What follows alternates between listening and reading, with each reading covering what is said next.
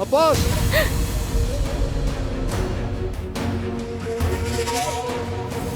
किसी ने एक शायर से पूछा था, मोहब्बत क्या है? जिससे मोहब्बत हो उसके लिए अपनी जान दे देना। जाना है। अब्बास चाचा ने एतराफ कर लिया है, आपने मेरी माँ को मुझसे छीन लिया। अब्बास का है, अब्बास को फोन करो, मैं चाहती हूँ वही सब मेरे मुंह पर कहे। कैसे कह सकते? अब्बास मर चुका है दादी, मार दिया है उसे बहराम ने।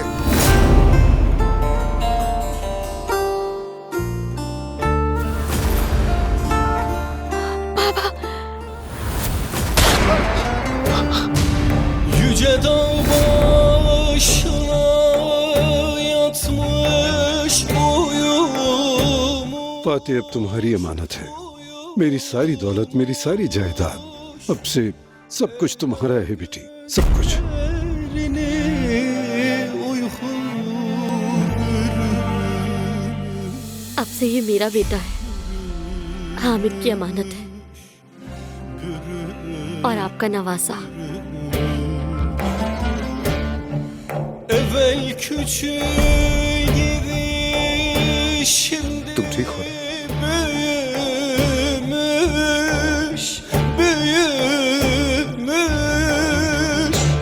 şimdi uzak